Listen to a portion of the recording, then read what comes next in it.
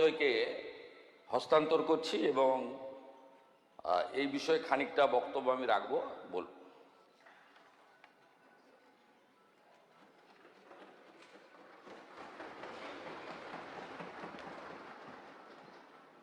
মাননীয় অধ্যক্ষ মহোদয়,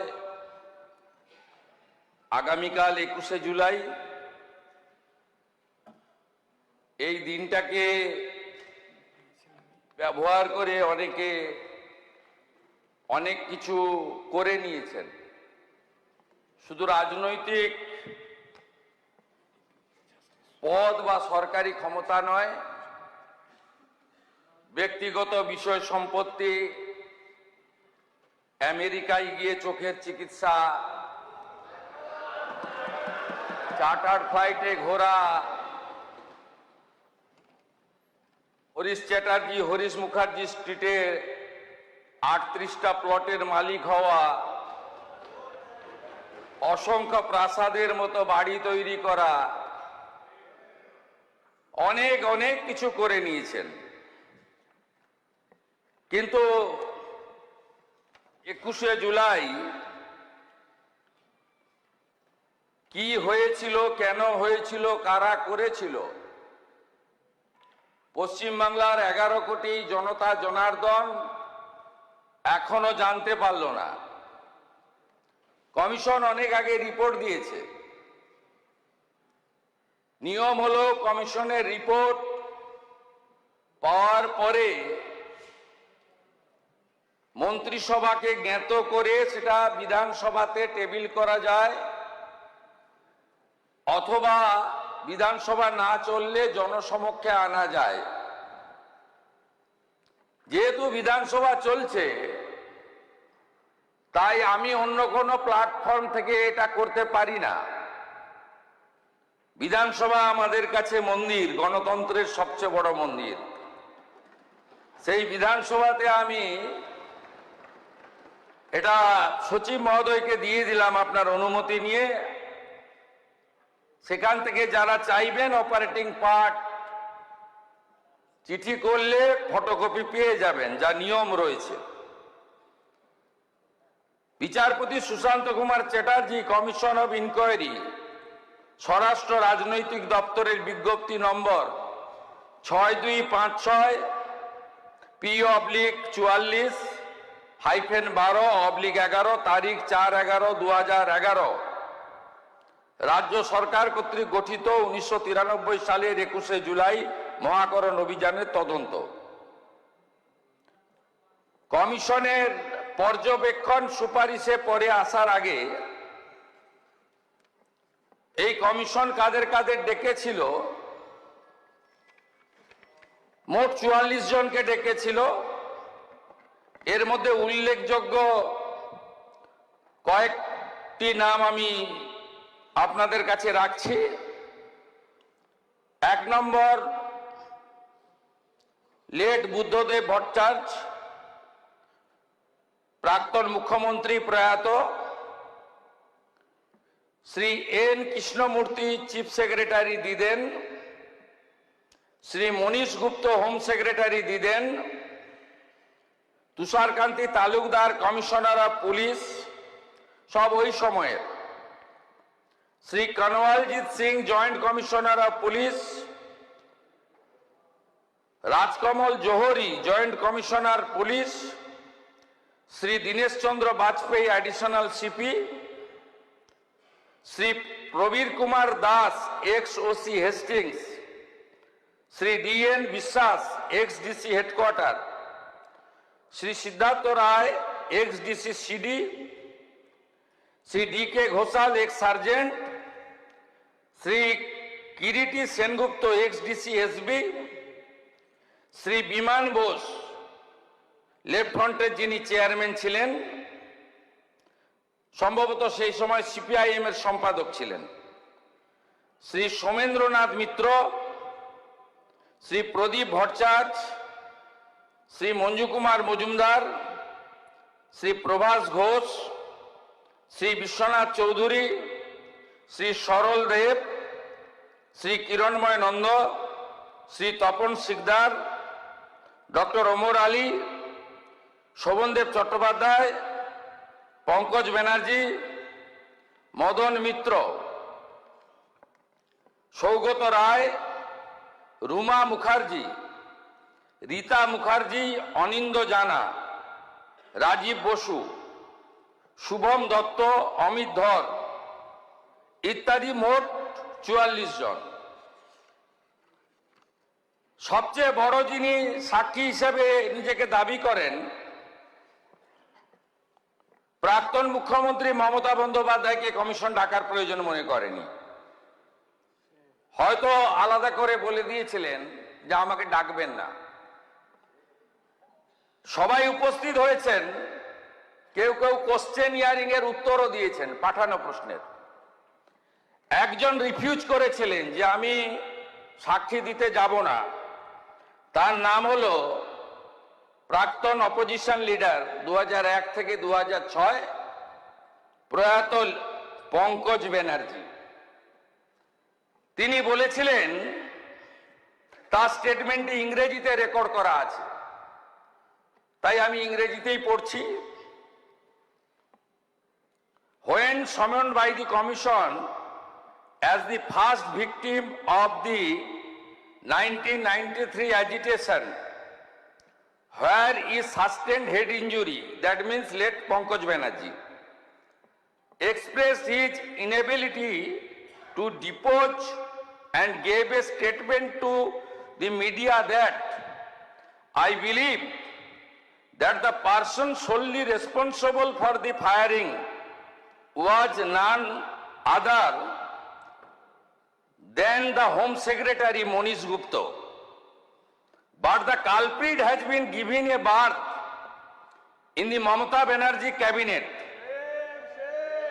It is quite apparent why the commission could not take his name or hold Monish Gupta responsible.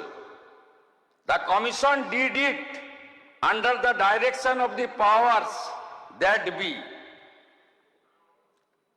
এই স্টেটমেন্টটা উনি দিয়েছিলেন টাইমস অফ ইন্ডিয়া 1/1/2015, কমিশনকেও জানিয়েছেন ইন্টারনালি আর পাবলিকলিও বলেছেন।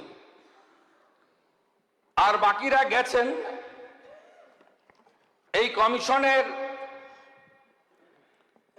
যে ইনকোয়ারি রিপোর্ট, সেই ইনকোয়ারি রিপোর্টে কমিশন যে মূল অবজারভেশনগুলো দিয়েছে, যা এটাতে আছে, পি নীরজ নয়ন, প্রিন্সিপাল সেক্রেটারি। এটাতে আমি বাংলা করে আপনাদেরকে বলছি। এক, আইন অনুযায়ী প্রয়োজনীয় যথাযথ নির্বাহী তদন্ত এক্সিকিউটিভ ইনকোয়ারি হয়েছিল বলে কমিশন মনে করে না। সম্পূর্ণ নির্বাহী তদন্ত প্রক্রিয়াটি ন্যায্য, যথাযথ, সরল বিশ্বাসে সম্পন্ন হয়েছে বলে প্রতীয়মান হয় না। নির্বাহী তদন্তের রিপোর্ট এবং সংশ্লিষ্ট অন্যান্য রিপোর্টের অনুপস্থিতি বিচার বিভাগীয় পর্যালোচনার আওতার বাইরে চলে গেছে। ফলে পুলিশি গুলিচালনার যথার্থতা প্রমাণিত হয় না। তৎকালীন পুলিশ কমিশনার তুষারকান্তি তালুকদারের রিপোর্ট আধিকারিকদের বিবৃতির সঙ্গে যথেষ্ট অসামঞ্জস্যপূর্ণ। তৎকালীন পুলিশ কমিশনার প্রকাশ্যে অস্বীকার করেছেন, বিতর্কিত করেছেন এবং কার নির্দেশে পুলিশ গুলি চালানো হয়েছিল সেই প্রকৃত তথ্য প্রকাশ করতে অস্বীকার করেছেন। মহাকরণ থেকে সমস্ত প্রাসঙ্গিক নথিপত্র কেন পাওয়া যাচ্ছে না তা গ্রহণযোগ্য বলে মনে করা হয়নি। তখনকার মুখ্যমন্ত্রী কে ছিলেন, যিনি কালকে কালীঘাট তৃণমূলের কর্মসূচিতে হয়তো যাবেন। তিনি তথ্য সরবরাহ করেননি, তিনি একটাও নথি দেননি, কারণ ওনার পাওয়ার মিনিস্টার ফেঁসে যাওয়ার প্রভূত সম্ভাবনা ছিল। 5, সমস্ত জনসাধারণ, মাননীয় নেতৃবৃন্দ, সাংবাদিক ও পুলিশ আধিকারিকদের বিস্তারিত সাক্ষ্য প্রমাণ থেকে সেই সাক্ষ্যের প্রমাণ মূল্য বিচার করে কমিশন বিচক্ষণতার সঙ্গে দেখতে পেয়েছে যে রাইটার্স বিল্ডিং থেকে বহু দূরে অবস্থানরত জনতাকে নিয়ন্ত্রণ করার জন্য গুলি চালানোর প্রয়োজন ছিল না। 6, রাইটার্স বিল্ডিং আক্রমণের আশঙ্কা কাল্পনিক ছিল। যেসব স্থানে গোলযোগ হয়েছিল, যেখানে গুলি চালানো হয়েছিল, তাই রাইটার্স বিল্ডিং থেকে অনেক দূরে। কমিশন সিদ্ধান্তমূলক দেখতে পেয়েছে যে Mayo red road, Dorina crossing, metro সিনেমার সামনে এসপ্লানেড রোতে যে গুলি চালানো হয়েছিল তার সবকটি ছিল অপ্রয়োজনীয়, উস্কানিবিহীন এবং অযৌক্তিক। এগুলো কমিশন পরপর অবজারভেশন দিয়ে গেছে। এবারে রেকমেন্ডেশন পার্টটা আমি আপনাদেরকে বলছি, বাকি সমূহ তথ্য এখানে আছে আপনার রিপোর্টে। কমিশনের সুপারিশ, রাইটার্স বিল্ডিংয়ে কিভাবে প্রয়োজনীয় গুরুত্বপূর্ণ নথিপত্র সংরক্ষণ করতে পারছে না সে বিষয়ে কার্যকর ব্যবস্থা গ্রহণ করা রাজ্য সরকারের দায়িত্ব। রাজ্য সরকার সে দায়িত্ব পালন করেনি, তখন সিপিএম ছিল না, তখন তৃণমূল কংগ্রেসেরই সরকার ছিল। রাইটার্স বিল্ডিংয়ে প্রয়োজনীয় নথিপত্র সংরক্ষণ না করার দায়িত্ব চিহ্নিত করার জন্য যথাযথ, প্রকৃত, সরল বিশ্বাসে আইনসঙ্গত পদক্ষেপ শুরু করা উচিত। 2026 সালের নির্বাচনের আগে পর্যন্ত এ বিষয়ে কালকে যারা ভাষণ দেবেন তাদের ভূমিকা নেতিবাচক ছিল, উদাসীন ছিল। ভবিষ্যতে অনুরূপ দুর্ঘটনা এড়াতে রাইটার্স বিল্ডিংয়ে অবস্থিত রাজ্য সরকারের সদর দপ্তরে ও লালবাজারে পুলিশ দপ্তরে নথিপত্র হারিয়ে যাওয়ার কারণ সম্পর্কে যথাযথ তদন্ত করা উচিত। এক্ষেত্রেও আপনারা আপনাদের দায়িত্ব পালন করেননি। যে সমস্ত ভুক্তভোগী মারা গেছেন, যে সমস্ত ভুক্তভোগী আহত হয়েছেন, তারা ক্ষতিপূরণ পাওয়ার যোগ্য, কারণ তারা একটি আন্দোলনে অংশগ্রহণ করার জন্য কষ্ট ভোগ করেছেন। মৃত ভুক্তভোগীদের শহীদ হিসেবে গণ্য করা উচিত এবং এদেরকে শহীদ হিসেবে গণ্য করার রেকমেন্ডেশন করেছেন। কমিশন যে 12 জনকে পোস্টমর্টমের পরে চিহ্নিত করা হয়েছে, তাদের পরিবার, তাদের প্রত্যেককে 25 লক্ষ করে টাকা আর আহতদের 5 লক্ষ করে টাকা দেওয়ার সুপারিশ করছে। কি করেছেন আপনারা? আপনারা মৃতদের দিয়েছেন 2 লক্ষ করে টাকা আর আহতদের দিয়েছেন 15,000 করে টাকা। লজ্জা লাগে না?